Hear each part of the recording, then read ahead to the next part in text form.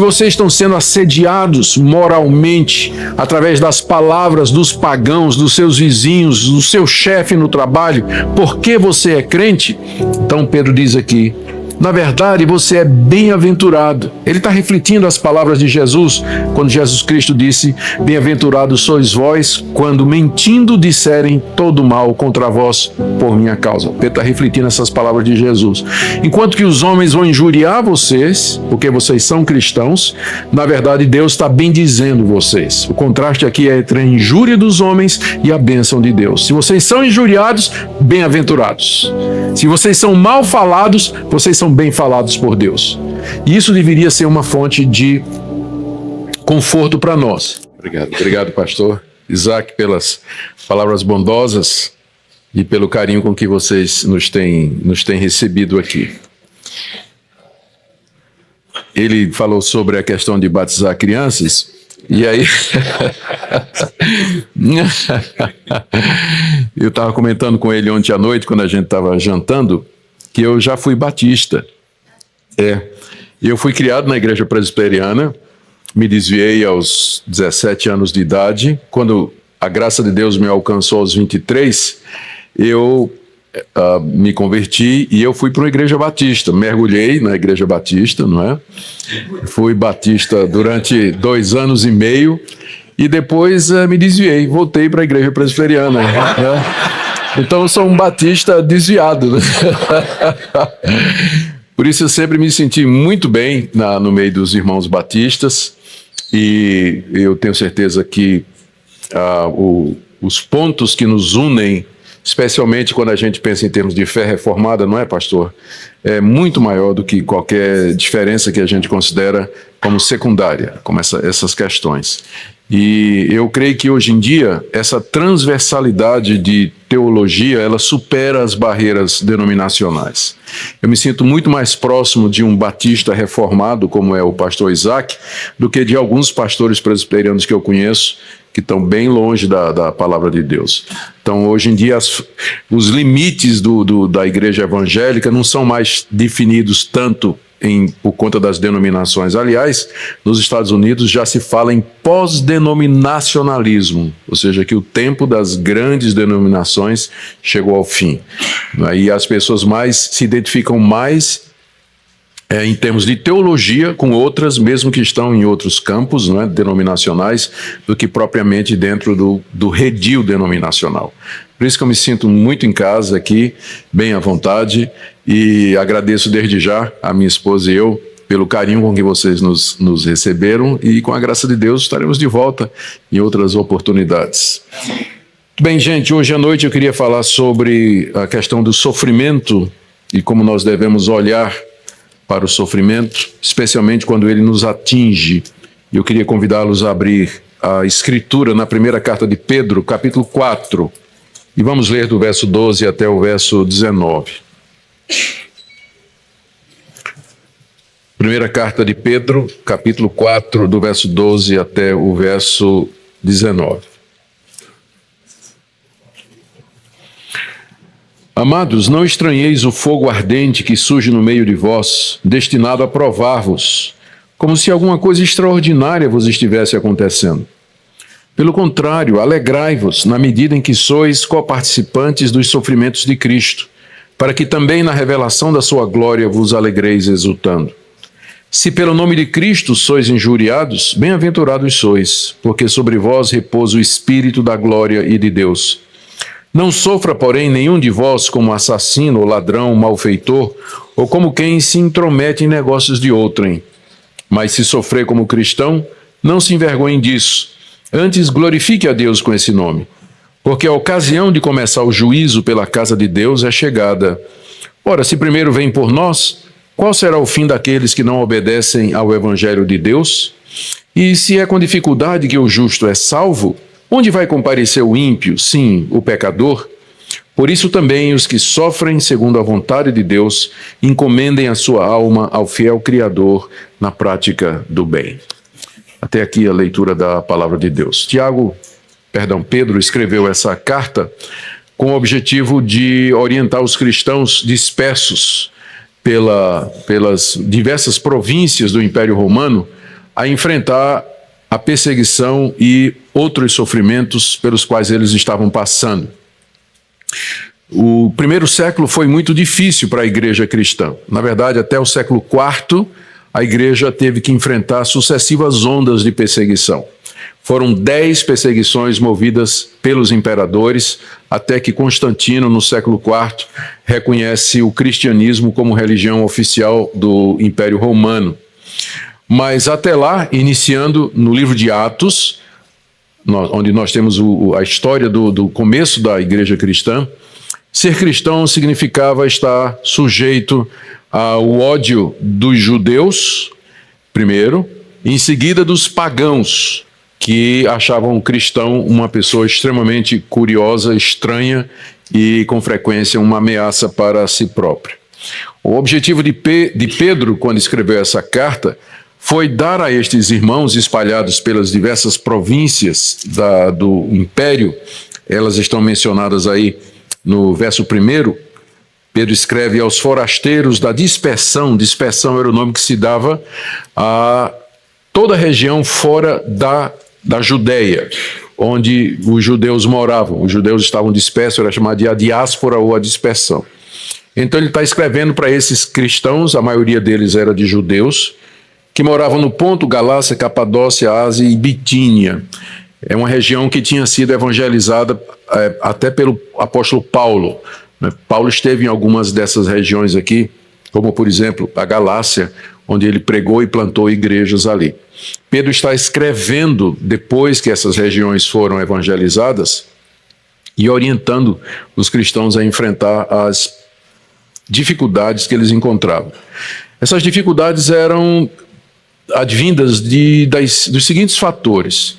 Primeiro, primeiro preciso esclarecer que essas perseguições aqui, a essa altura, ainda não eram as perseguições do Império Romano. Elas vão começar com Nero em meados da década de 60. Pedro está escrevendo aqui no início da década de 60.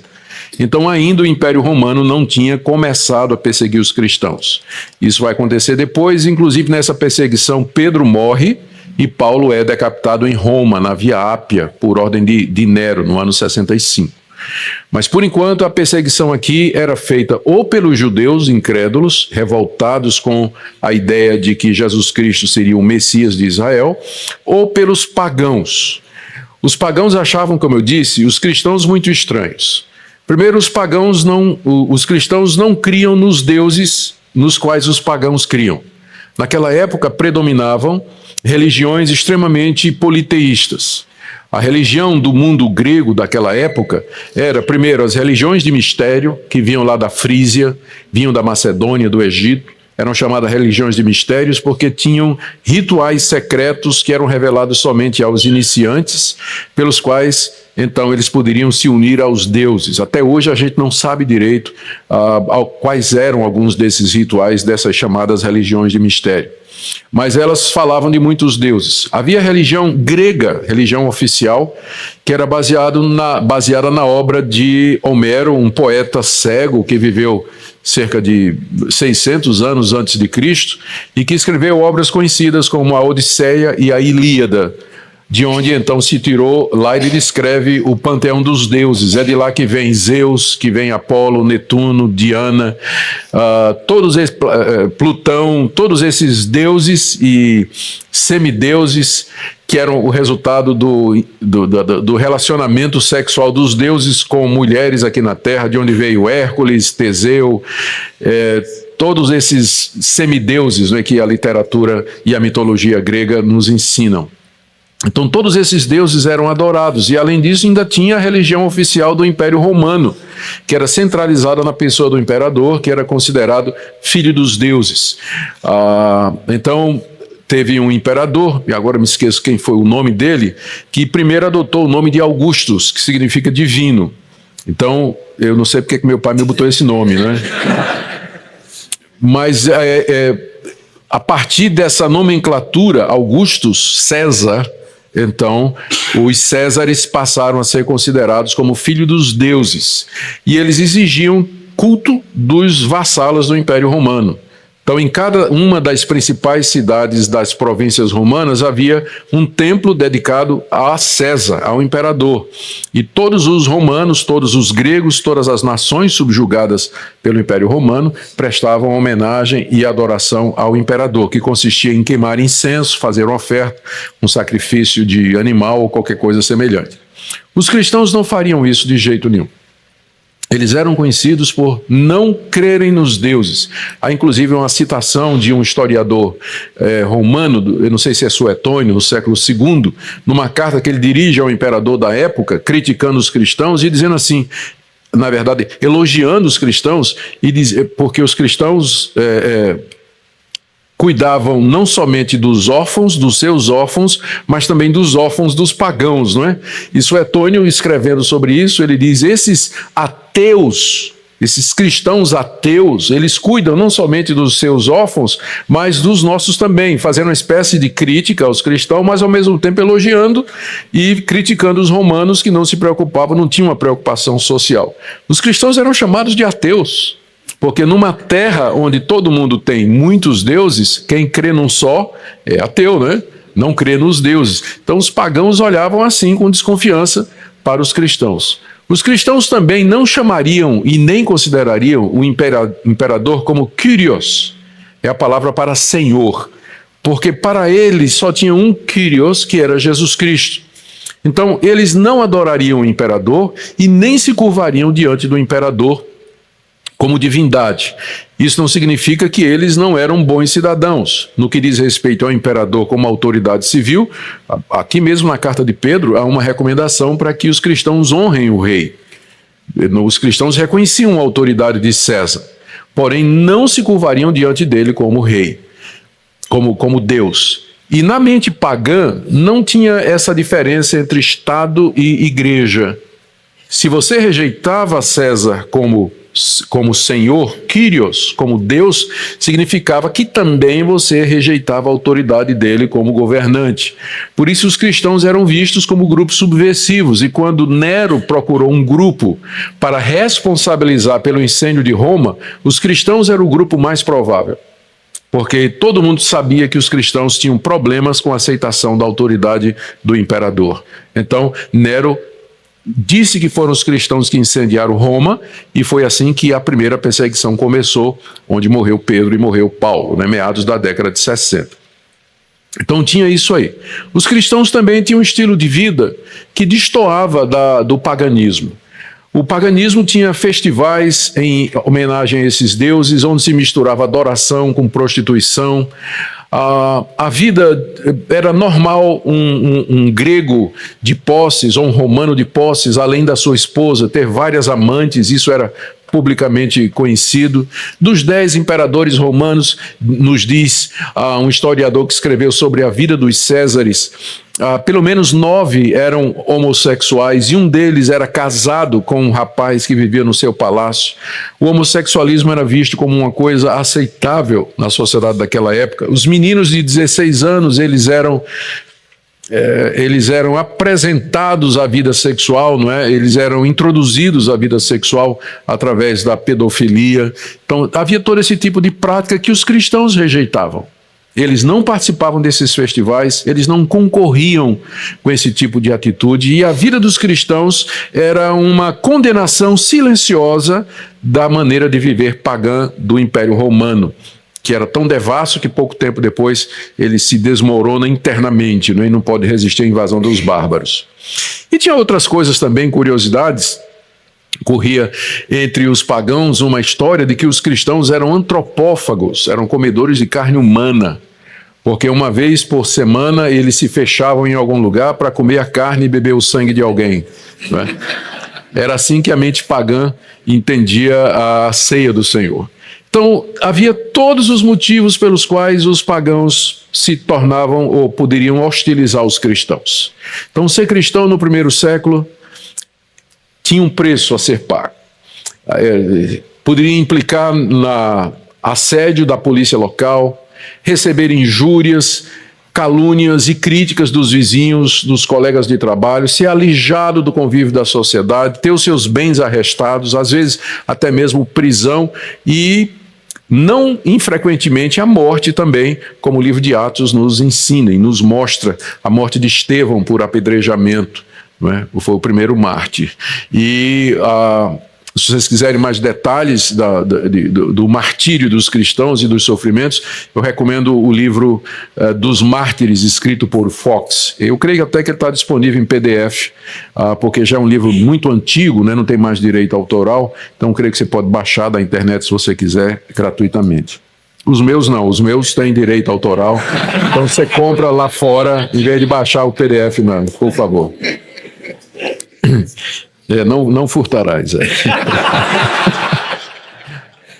Bom, Pedro então escreve essa carta com o objetivo de ajudar esses cristãos a enfrentar o sofrimento advindo primariamente das perseguições e os demais sofrimentos da vida.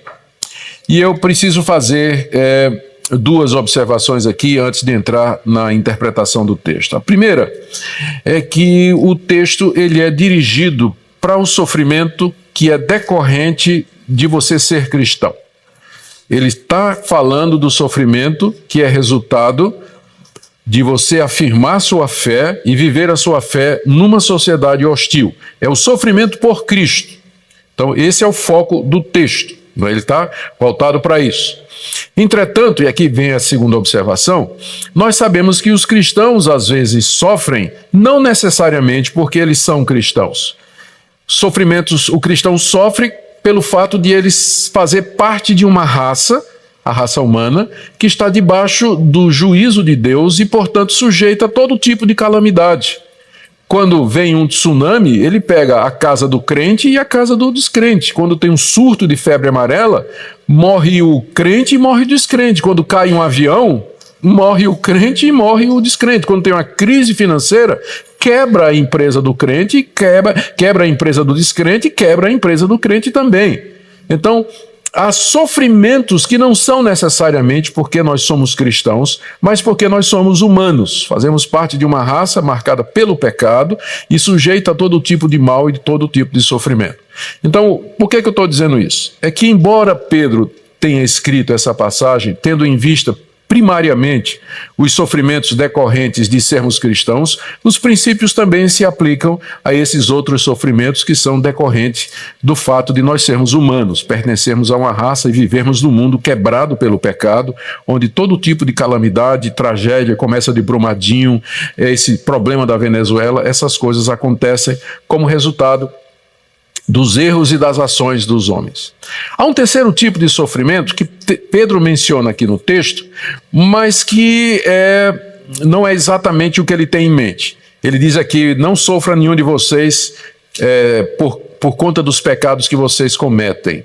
Então, a boa parte dos nossos sofrimentos, ou eu diria uma parte dos nossos sofrimentos aqui nesse mundo, é resultado das decisões erradas que a gente toma, de escolhas erradas que nós fizemos, palavras impensadas que nós dissemos ou digitamos.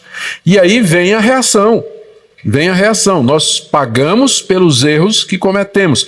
Boa parte do nosso sofrimento é por conta de erros, pecados e atitudes erradas que nós tomamos.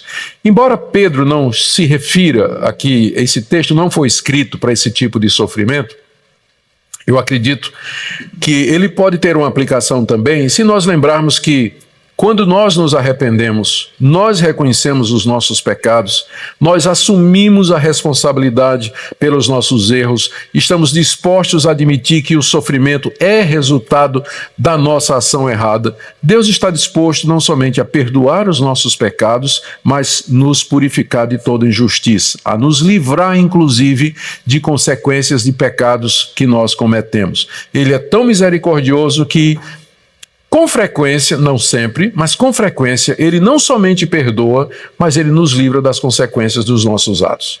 Nem sempre, eu disse, porque às vezes nós vamos ter que sofrer em consequência de atos que nós fizemos, pecados que nós cometemos, e vamos levar consequências durante muitos anos na vida. Por exemplo, um caso que você teve fora do seu casamento, e teve uma criança, a mulher com quem você adulterou, ela engravidou, teve um filho.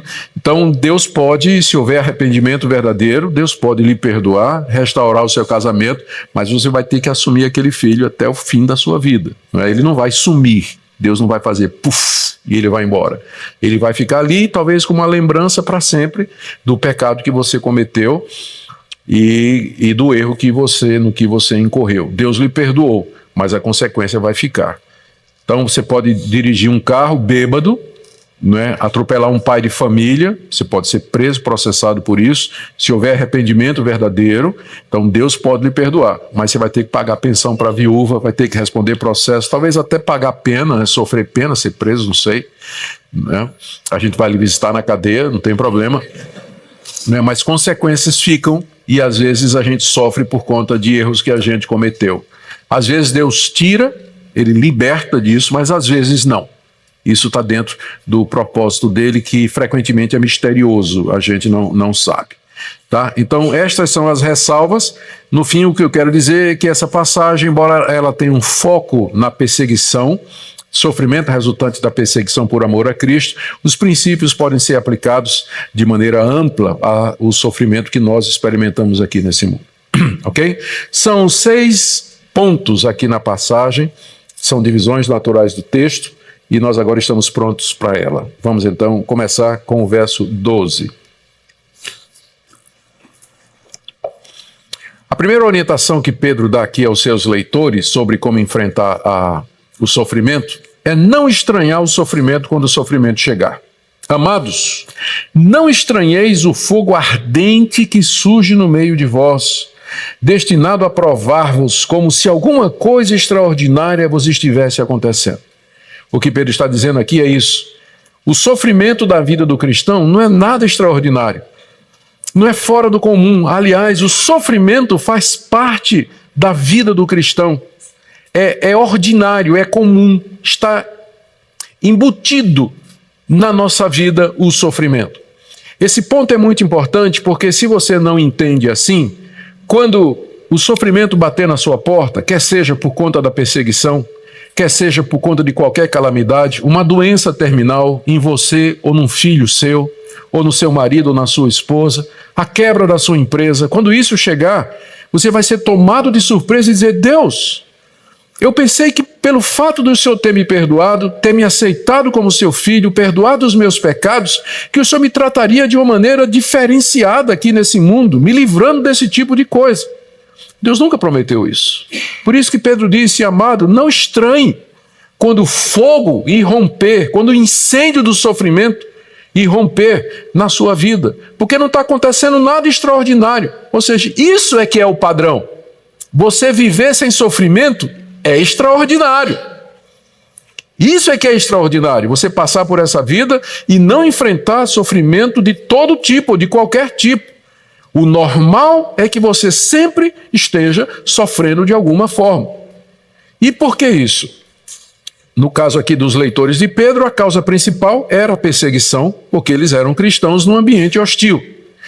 Afora isso, são humanos. E a nossa humanidade, a raça humana, ela está debaixo do juízo de Deus. A queda dos nossos primeiros pais lá no jardim trouxe consequências não somente para eles, mas também para todos os seus descendentes, dos quais nós fazemos parte. Deus disse: maldita é a terra por tua causa. Com dores você terá filhos, disse ele para a mulher. E você vai com o suor do seu rosto ganhar o seu pão, indicando com isso que a vida do homem seria uma vida de sofrimento na sua sobrevivência. Então, Deus submeteu toda a raça humana às consequências do pecado de Adão. Então, pelo fato de você ser descendente de Adão, você já entra nesse mundo debaixo da marca do sofrimento, da dor, da angústia, das aflições, das frustrações, dos problemas. Tudo isso faz parte da nossa humanidade, enquanto Deus não nos restaurar mediante a ressurreição dos mortos no novo céu e na nova terra onde habita a justiça. Então, isso faz parte. Esse ponto eu quero insistir nele, porque a gente vive numa sociedade onde o sofrimento é visto como embaraço. Porque o que é a nossa sociedade ocidental, a nossa sociedade brasileira, qual é o alvo da vida do brasileiro? Ser feliz. E o que é que isso representa para ele? Ter um bom trabalho, ter casa própria, ter seu carro, ter dinheiro para sair de férias, se quiser casar, arrumar uma boa esposa, um bom marido, ter filhos saudáveis, bem-sucedidos, que vão para a melhor escola. Então, esse é o sonho de consumo que a sociedade tem. Felicidade é isso. O sofrimento impede isso. O sofrimento, ele quebra esse plano, esse desejo, esse sonho que a pessoa tem. Então, a sociedade, ela não consegue hoje viver com o sofrimento. Por isso você vê, proliferam aí aquelas pessoas que pregam autoajuda, prolifera a quantidade de pessoas que procuram ajuda psicológica e mental para angústia, para o sofrimento, aumenta o número de suicídio, gente que vai para as drogas, o consumo de remédios nessa área é muito grande, ou seja, as pessoas não sabem lidar com o sofrimento é um embaraço, é um incômodo. E às vezes até na igreja. Por que vocês acham que essas igrejas aí, elas prosperam, as neopentecostais? Exatamente porque a pegada delas é o seguinte, você sabe como é que a Universal é chamada no mundo de fala latina? Pare de sofrer. Pare de sofrer. Não é chamada Universal do Reino de Deus, o nome da igreja é Igreja Pare de Sofrer. Exatamente porque a pegada deles é essa daí. Eles sabem que nós temos anseio de paz, de tranquilidade, de prosperidade, é exatamente isso que eles estão oferecendo. Pedro, naturalmente, nunca seria um pregador numa igreja dessa, né? Nunca se tornaria pastor de uma igreja dessa, porque ele está dizendo que é normal, não estranhe quando o sofrimento bater na sua porta. Porque se você não está preparado, você vai começar a questionar a Deus. Deus, por que eu? Por que está acontecendo comigo? Por que exatamente eu? Tem tanta gente pior do que eu vivendo bem. E eu, que tenho tentado ser fiel, viver uma vida reta e santa diante de ti, olha o que aconteceu. Essa doença, essa perseguição, esse espinho na carne que eu tenho aqui. A razão pela qual Deus, se você me perguntar, qual o propósito específico de Deus em afligir determinados crentes com determinados sofrimentos, a resposta é que nós não sabemos. Não existe uma relação direta entre sofrimento e um pecado específico. Essa relação direta é feita nessas igrejas, onde eles dizem que todo sofrimento é resultado de um pecado específico que você cometeu. A história de Jó desmente isso. A história de Jó está na Bíblia para desmentir essa relação direta entre um pecado que você comete e o sofrimento que vem depois. Mas eu não sei dizer qual o propósito específico na vida de um crente, porque isso faz parte da providência de Deus, que frequentemente é misteriosa, ele não revela. Mas ele revela o princípio geral do porquê o sofrimento faz parte ordinária da vida do cristão, que pode ser tirado aqui do verso 12. Porque ele se refere ao sofrimento como fogo ardente, destinado a provar-vos. Pedro aqui está usando uma figura bem conhecida da época, que é do fogo usado pelo ourives para provar os materiais. A palavra provar aqui é a mesma palavra que era usada para o teste de materiais. O que é que se fazia? Se pegava o ouro, se submetia o ouro numa fornalha, no fogo ardente, para que, uma vez que o ouro derrete numa certa temperatura e os elementos estranhos ao ouro derretem em outra temperatura, o fogo faz a separação dos elementos e depura o ouro. O ouro depurado é aquele ouro que passou pelo fogo, e pelo fogo os elementos estranhos eles foram tirados do ouro, de forma que é um ouro puro. Então essa é a figura que Pedro está usando aqui. O fogo ardente tem como objetivo depurar a fé de vocês. Nossa fé frequentemente está misturada com sentimentos estranhos, alheios, com ideias erradas, e o sofrimento purifica a fé. Limpa a fé de ideias estranhas, por exemplo, de que Deus existe para fazer você feliz. Nada como o sofrimento para limpar a sua fé dessa ideia errada. É que Deus tem a obrigação de atender todos os seus caprichos e fazer toda a sua vontade. O sofrimento existe para depurar a sua fé e limpá-la dessa escumalha, desses detritos teológicos, não é, que tornam a nossa fé imperfeita. Então, essa é a razão geral pela qual Deus faz com que o sofrimento seja parte integrante da vida do cristão, para mantê-lo em constante estado de alerta e depurar a sua fé. Por isso, Pedro diz, amados, não estranhem, não achem uma coisa absurda, extraordinária isso que está acontecendo, porque não está acontecendo nada de extraordinário. Extraordinário é se você passar por esse mundo sem conhecer o sofrimento que a raça humana toda conhece. Aí que seria estranho, né? Mas o normal é isso aqui. Ser cristão não significa imunidade ao sofrimento. Ao contrário, isso pode significar, como Pedro vai dizer mais adiante, até uma intensificação. Vamos ver o segundo argumento, ou a terceira orientação aí que está no verso 13. Pelo contrário, aqui Pedro está fazendo um contraste com a atitude anterior, não é? Em vez de você ficar surpreso, né, com o sofrimento, ao contrário, alegrai-vos na medida em que sois coparticipantes dos sofrimentos de Cristo, para que também na revelação de sua glória vos alegreis exultando. Em vez de você ficar surpreso e questionar Deus e ficar ressentido com Deus, Pedro diz, você deveria se alegrar. Você deveria se regozijar no sofrimento. E ele já tinha dado uma razão para isso no verso anterior, que é sabermos que o sofrimento depura a nossa fé. Mas agora ele acrescenta mais um motivo pelo qual nós deveríamos olhar para o sofrimento com alegria. É que o sofrer por Cristo é uma prova de que nós estaremos com ele na revelação da sua glória. O raciocínio de Pedro é muito simples. Nós estamos unidos a Cristo. Estamos unidos nos sofrimentos de Cristo e estamos unidos na exaltação de Cristo. A história de Cristo é a nossa. Quando ele foi crucificado, nós somos crucificados com ele, morremos com ele. O sofrimento dele é o nosso. Mas ele não ficou morto, ele não ficou retido na sepultura. Ele ressuscitou ao terceiro dia e nós ressuscitamos com ele. E ele voltará em glória. E quando ele vier em glória, nós também seremos glorificados com ele. Então, os sofrimentos que você passa aqui por causa de Cristo, eles são um sinal de que você também vai ter a contraparte. Quando Cristo se revelar em glória, ele diz aqui, vocês se alegrarão exultando. Vocês sofrem por Cristo agora, isso é uma prova de que quando Cristo voltar, vocês serão glorificados com ele e vocês se alegrarão e exultarão na glória de Cristo. E aqui tem um ponto muito importante para nós, como eu disse. O consolo que a Bíblia oferece para o cristão não está aqui.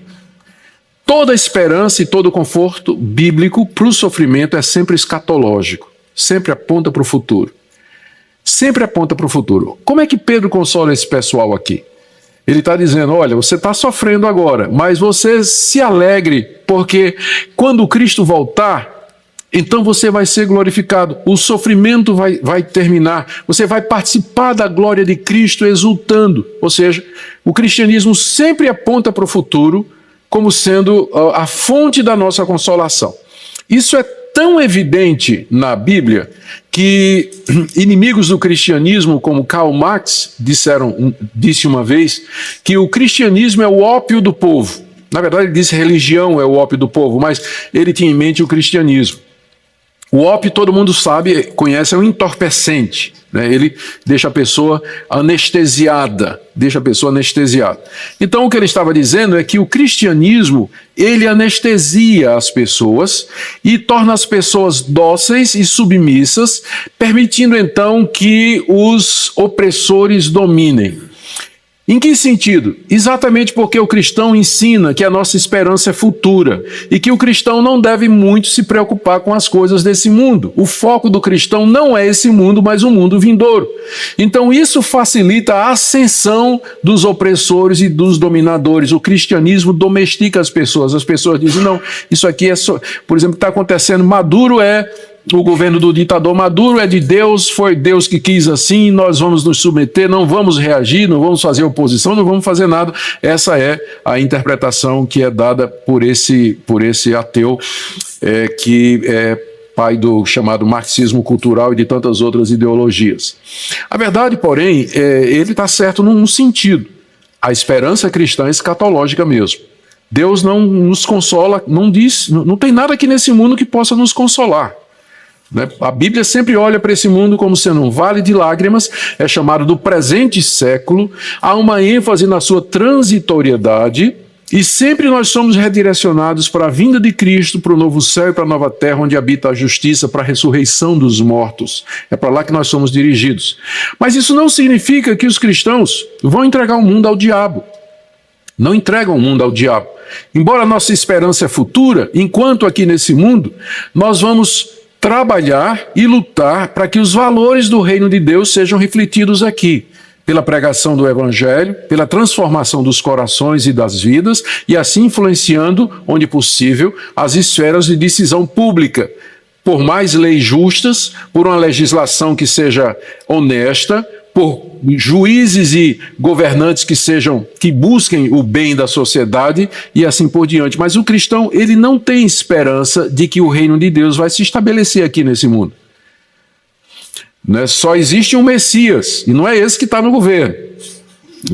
Então, muita gente coloca esperança. Sim, eu acompanhei a euforia dos evangélicos, quando Jair Bolsonaro foi eleito. Não vou dizer que eu não gostei também, mas eu sei que não é. Eu sei que não é por aí. Não é. A gente sabe que o problema do Brasil é muito mais profundo do que simplesmente essa orientação política agora mais à direita, não é?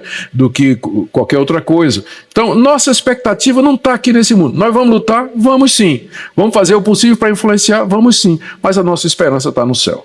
Está na glória, está no futuro. Por isso Pedro está dizendo aqui, irmãos, vocês se alegrem, porque se vocês sofrem agora por causa de Cristo, isso é sinal de que vocês pertencem a Cristo e que quando Cristo se manifestar, vocês também experimentarão aquela glória. Alegrai-vos na medida em que sois coparticipantes dos sofrimentos de Cristo, para que também na revelação da sua glória vos alegreis exultando. Essa é a segunda orientação que Pedro dá para aqueles cristãos. Primeira não estranhe o sofrimento, porque ele faz parte do propósito de Deus para depurar sua fé, como o fogo prova o ouro. Segunda orientação, os sofrimentos que vocês estão passando aqui são só uma confirmação da glória da qual vocês vão participar quando Cristo se revelar. Terceira orientação, no verso 14. Se pelo nome de Cristo sois injuriados, bem-aventurados sois, porque sobre vós repousa o Espírito da glória e de Deus. Uma das maneiras que os cristãos eram perseguidos na época de Pedro era através da agressão verbal. Era essa perseguição verbal, as injúrias que são referidas aqui. Se vocês, pelo nome de Cristo, sois injuriados. Injuriar alguém é insultar alguém, é se dirigir a alguém de maneira pejorativa, caluniar o nome daquela pessoa, agredir aquela pessoa com palavras. E às vezes isso dói mais do que uma agressão física, não é? A agressão moral, o assédio moral. Se vocês estão sendo assediados moralmente, através das palavras dos pagãos, dos seus vizinhos, do seu chefe no trabalho, porque você é crente, então Pedro diz aqui, na verdade, você é bem-aventurado. Ele está refletindo as palavras de Jesus, quando Jesus Cristo disse, bem-aventurados sois vós, quando mentindo disserem todo mal contra vós por minha causa. Pedro está refletindo essas palavras de Jesus. Enquanto que os homens vão injuriar vocês, porque vocês são cristãos, na verdade Deus está bendizendo vocês. O contraste aqui é entre a injúria dos homens e a bênção de Deus. Se vocês são injuriados, bem-aventurados. Se vocês são mal falados, vocês são bem falados por Deus. E isso deveria ser uma fonte de conforto para nós. E ele explica por quê. Olha aí o final do verso 14. Pois sobre vós repousa o Espírito da glória e de Deus. Aqui tem várias figuras misturadas nessa expressão de Pedro. A primeira é a referência ao Espírito Santo como sendo o Espírito da glória e de Deus, cuja tradução pode ser o Espírito do Deus glorioso. Ou glorioso Espírito de Deus, pode ser traduzido assim.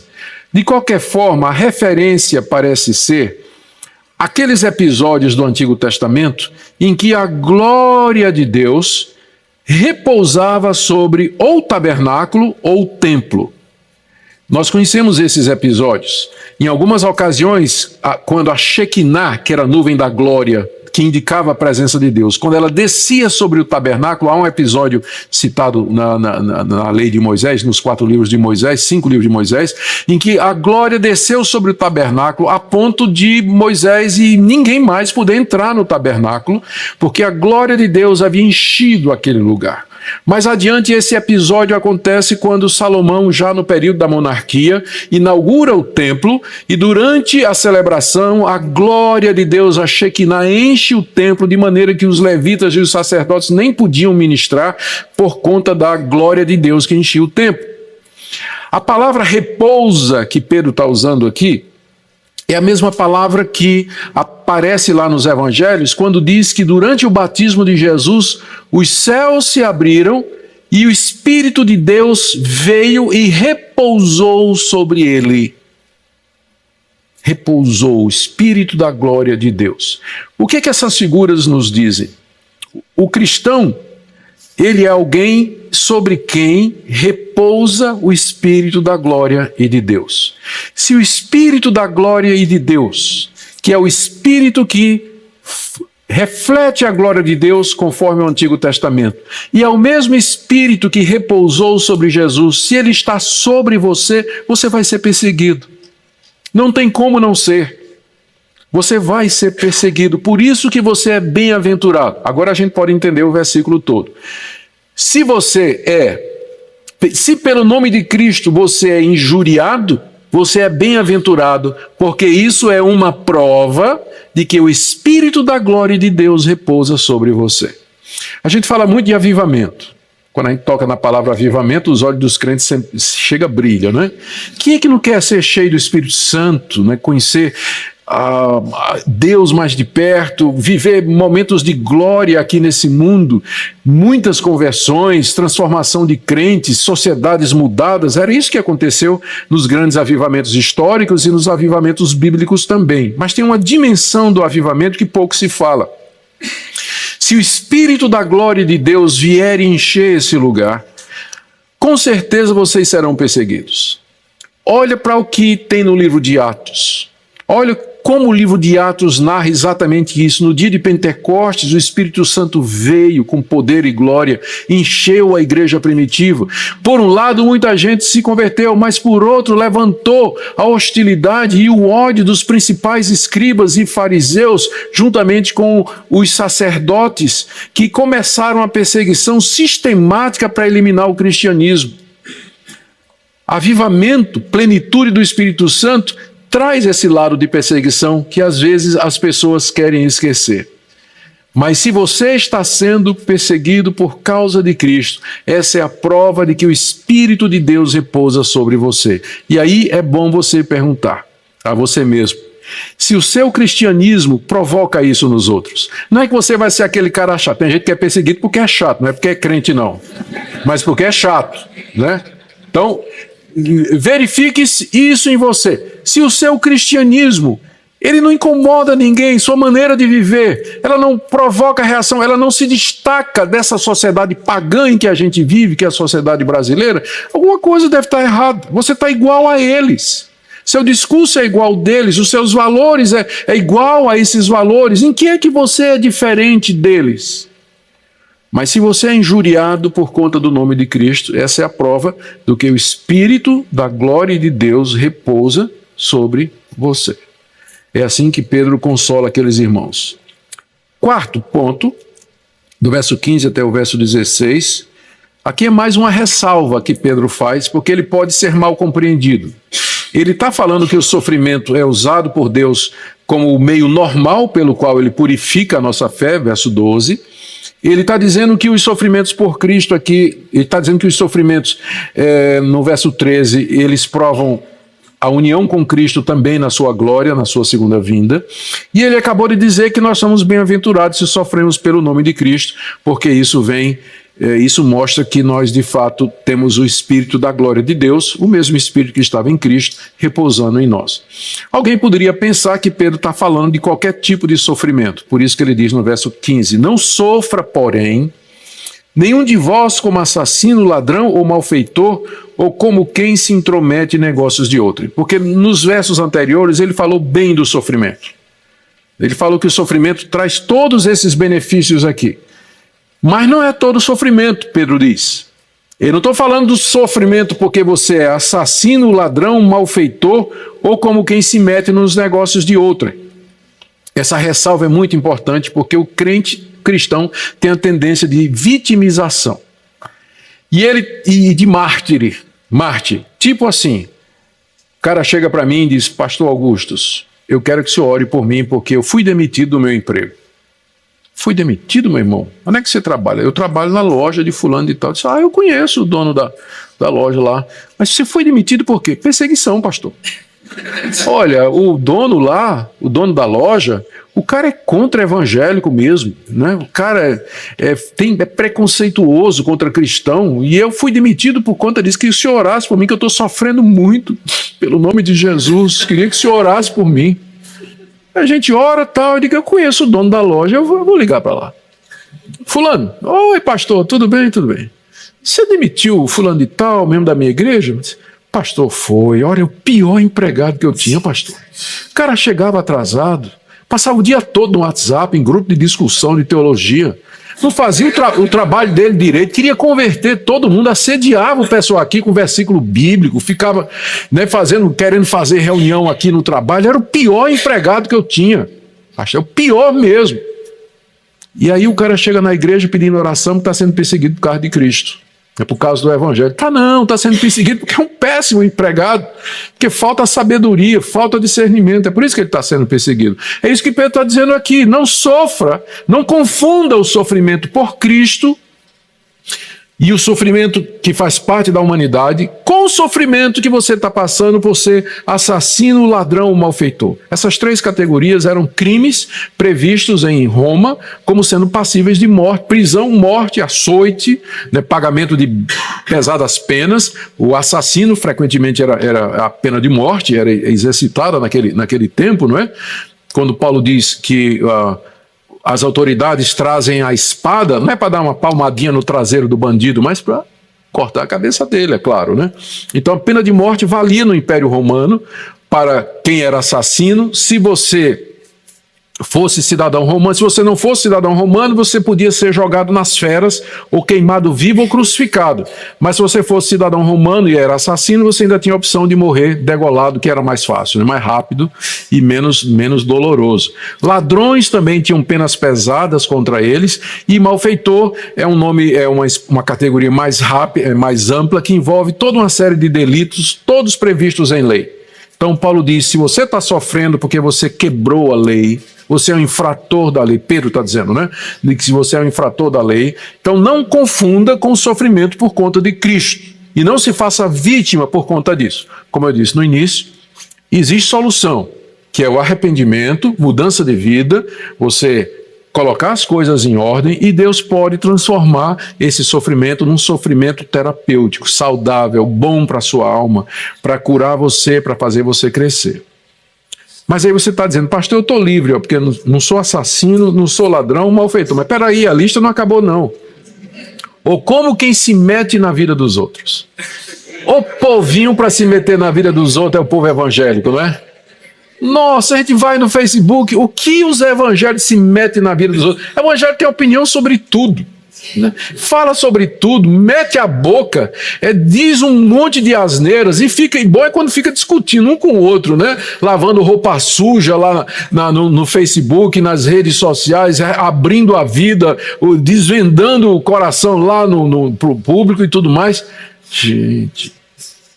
E aí vem as reações, aí começa a vir os comentários, né? Gente bloqueando, gente falando, insultando e tudo, aí vai pro pastor. Pastor, eu estou sendo perseguido nas redes sociais.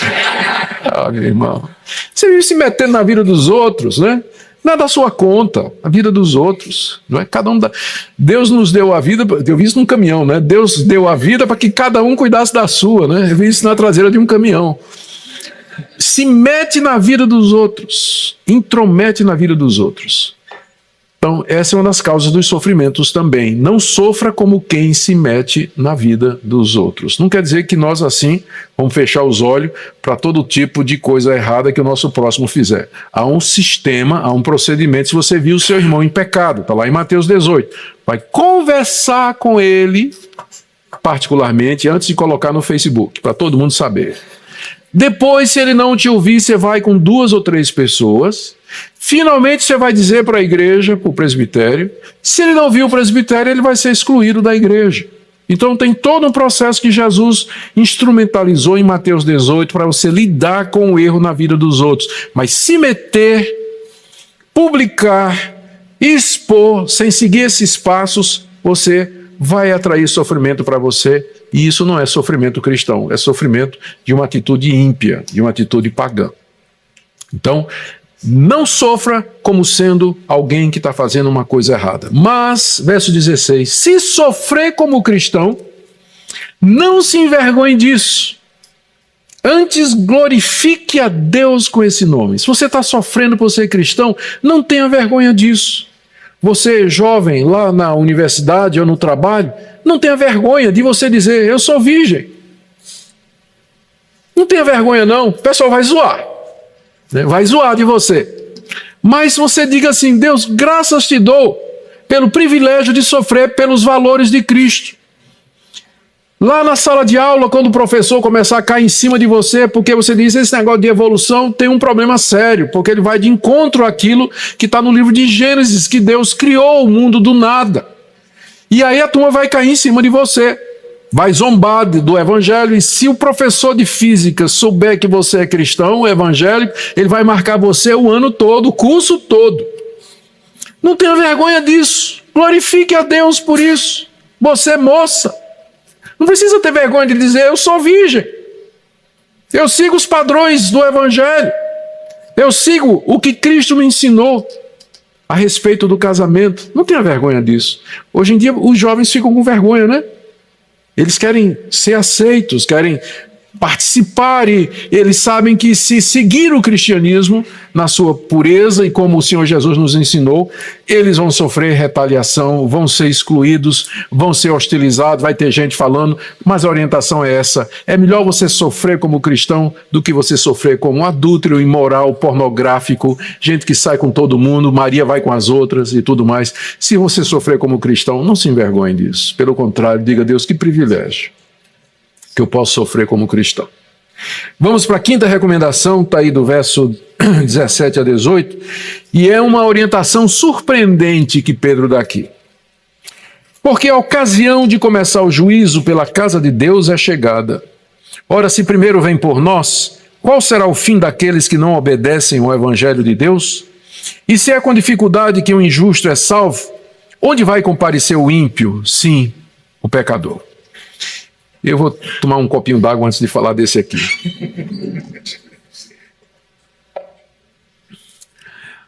Quando eu conheci a Minka, eu pensava que eu tinha um dom do celibato, aliás, não é?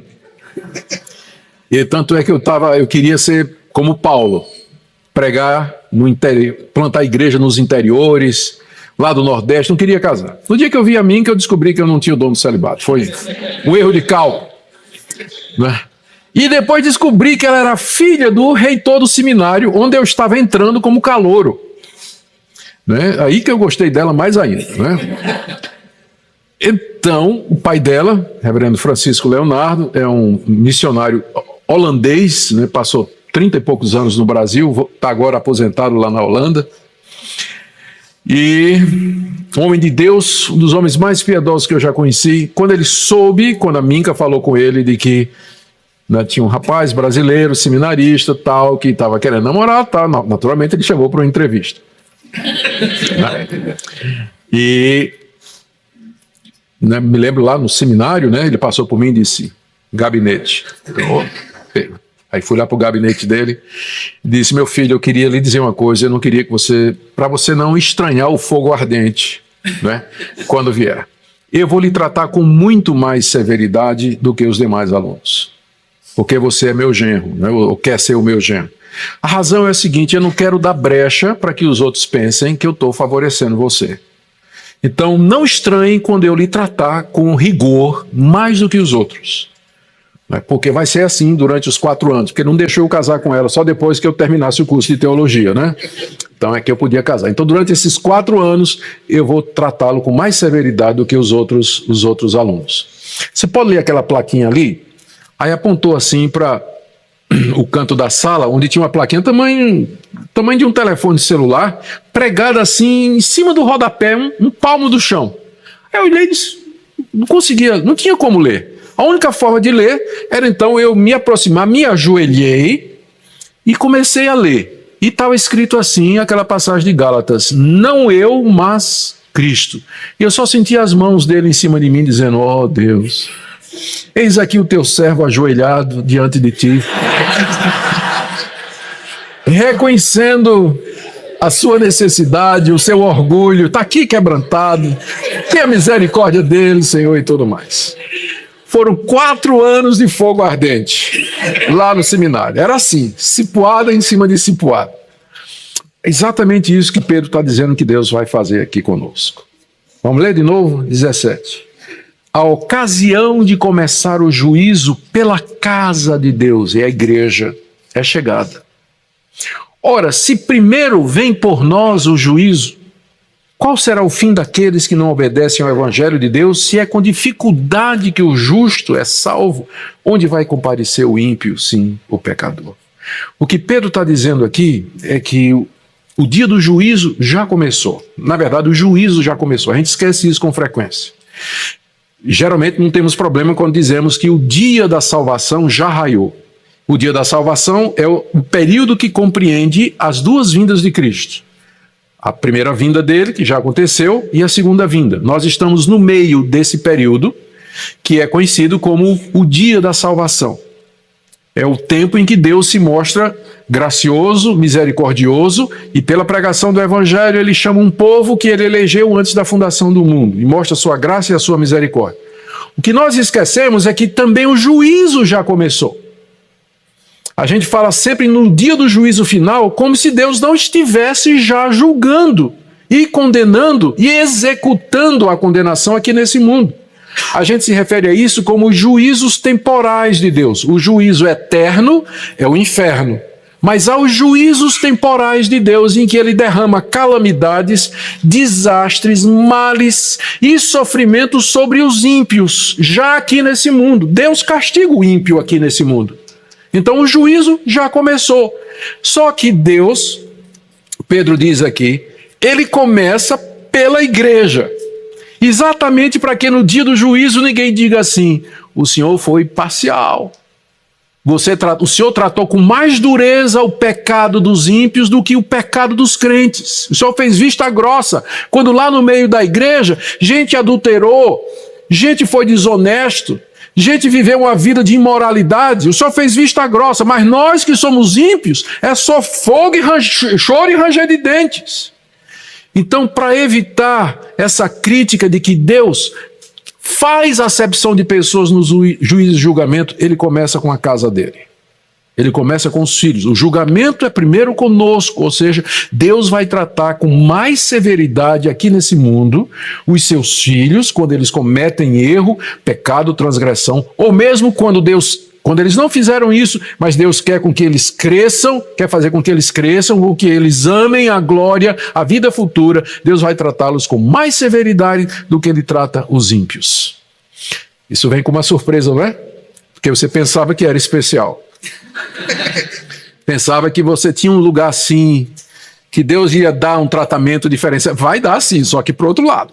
Deus vai te dar um tratamento diferenciado. Mas o juízo começa pela casa de Deus. Começa pela igreja. Casa de Deus aqui é a igreja. Deus vai tratar com muito mais rigor o erro dos seus filhos do que o erro dos ímpios. Ele vai nos tratar com mais rigor porque ele nos ama, ele deseja que nós sejamos mais como seu Filho Jesus Cristo, ele quer desapegar o nosso coração dos confortos e prazeres e bens desse mundo, ele quer fazer com que nós ansiemos, desejemos a glória e a comunhão final e eterna com ele, e o sofrimento é um instrumento de Deus para isso. Por isso, voltamos para o verso 12. Não estranhe quando o sofrimento chegar. Não estranhe. Não é que Deus não ama você. Ao contrário, exatamente porque Ele ama você, Ele vai disciplinar você. Ele vai usar o sofrimento para fazer você crescer, para depurar a sua fé, para fazer você ansiar pela glória futura. para você suportar com humildade aqui nesse mundo e até com alegria quando o sofrimento bater na sua porta. Verso 18. E aqui há uma comparação. Veja só, se Deus faz isso com seus filhos, o que vai acontecer no final do verso 17? Qual será o fim daqueles que não obedecem ao Evangelho de Deus? Se os que obedecem, Deus usa de rigor, imagine o rigor que Deus vai usar no dia do juízo com aqueles que não obedecem ao Evangelho de Jesus Cristo. Desobedecer o Evangelho de Jesus é desobedecer o convite do Evangelho. Se arrependa e creia no Senhor Jesus. Então, é uma referência aos incrédulos. Eles serão tratados com rigor tremendo no dia do juízo e não vão poder dizer que Deus foi injusto. A mesma coisa no verso 18. Se é com dificuldade que o justo é salvo. O justo aqui é uma referência ao crente. Ele é chamado de justo não porque ele é perfeito, mas porque ele foi justificado mediante a fé em Cristo Jesus. E Deus o olha como justificado. Seus pecados foram perdoados. A justiça de Cristo foi imputada a eles. E Deus não os trata mais de acordo com os seus pecados no que diz respeito à salvação eterna. Quando diz aqui que o justo é salvo com dificuldade, não é que Deus tem dificuldade em salvar, mas a dificuldade aqui são as dificuldades da vida.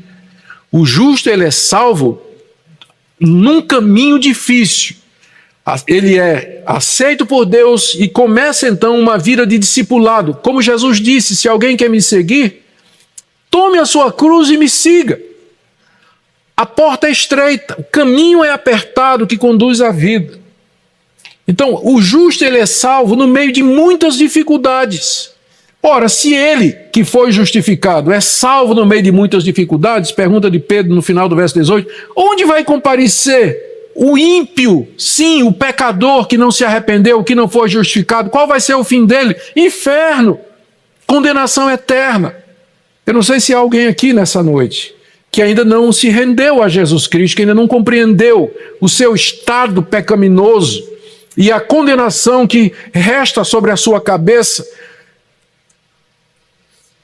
que não há fuga disso, e não há como escapar do juízo de Deus, a não ser mediante o arrependimento e a fé em Cristo Jesus. Porque no dia do juízo, Deus vai executar a condenação com toda a severidade da sua alma, com todo o poder da sua ira, sobre aqueles que desobedecem o Evangelho e impiamente recusam o Senhor Jesus Cristo. O último argumento de Pedro não é argumento, a última orientação e que fecha tudo o que ele está dizendo está no verso 19. Por isso, também, o por isso aqui introduz a conclusão, né? Por isso, à luz de tudo que ele falou, também os que sofrem segundo a vontade de Deus, encomendem a sua alma ao fiel Criador na prática do bem. Isso aqui é o fechamento, né? Em resumo, Pedro está dizendo, nós que sofremos pela vontade de Deus, surpresa, né? O sofrimento é a vontade de Deus. Muitas igrejas vão dizer para você que sofrimento é coisa do diabo. E você é ensinado a dizer, eu não aceito, eu repreendo, eu amarro o sofrimento, eu não quero sofrimento na minha vida. Mas aqui Pedro está dizendo que o sofrimento vem pela vontade de Deus. Deus permite que nós soframos. E com frequência, ele envia o sofrimento para nos corrigir, por todos os motivos que eu já coloquei aqui, que eu não vou repetir. Então, verso 16, os que sofrem segundo a vontade de Deus, o que devem fazer? Encomendar a sua alma ao fiel Criador na prática do bem. Significa simplesmente entregue sua vida. A alma aqui vai representar a nossa vida. Encomende a sua alma, entregue sua vida, confie o seu futuro, confie o amanhã e a eternidade nas mãos do fiel Criador. E faça isso pela prática do bem. Conhecendo isso, sabendo o motivo pelo qual você sofre, sabendo a razão pela qual o sofrimento é ordinário na nossa vida, tendo a esperança e a expectativa da glória que vai ser revelada, então não somente se alegre aqui nesse mundo, mas pratique o bem, porque às vezes o sofrimento paralisa o crente, né? Mas Pedro diz, não. Pela prática do bem, fazer o que é certo, você se encomenda a Deus, que é chamado aqui do Criador, porque ele tem todo o poder no céu e na terra, e Ele pode trazer o sofrimento e suspender o sofrimento quando Ele quiser. Mas não só o Criador, mas Ele também é fiel. Ele tem um pacto conosco, Ele tem uma aliança conosco. Nessa aliança Ele promete ser o nosso Deus e nos dar a vida eterna. Ele promete nos pastorear e nos guiar na mediação de Jesus Cristo até o novo céu e a nova terra. Portanto, Ele é fiel à sua promessa. O sofrimento não vai lhe separar de Deus, não significa que Deus lhe abandonou ou que Ele desistiu de você, mas que Ele está trabalhando em você, lhe preparando para aquele grande dia e para essa era de felicidade e paz eternas que Deus tem prometido para nós. Encomende então sua alma a esse Deus. Ele é criador e Ele é fiel. E você faz isso pela prática do bem. Então eu quero terminar então essa passagem nessa noite com algumas aplicações. O cristianismo é a religião que tem a melhor explicação para o problema do mal e do sofrimento humano. O evolucionismo, o ateísmo, vê estas coisas como sendo fruto do acaso e coisas que não têm sentido. Não tem sentido. Eu estava sentado ontem, lá num shopping de Recife, tomando um cafezinho, e de lado assim tinha uma mesa com um senhor de idade, conversando com as mulheres de idade, e ele vomitando a filosofia dele. Uma pessoa que nasce doente, isso é acaso. Um desastre como este de Brumadinho, isso é acaso. O mundo é totalmente impessoal, não existe propósito na vida. A vida não faz sentido. Esse é o argumento dos ateus, do materialista, dos evolucionistas. Não existe propósito em nada que acontece. A natureza é fria, ela é cega. As coisas acontecem por acaso. Fica muito difícil consolar uma pessoa dessa forma. Essa visão de mundo não traz nenhum conforto, porque deixa de explicar a grande questão que nunca cala na alma humana. Por quê? Por quê? Essa é a grande pergunta. O homem sempre quer saber por quê.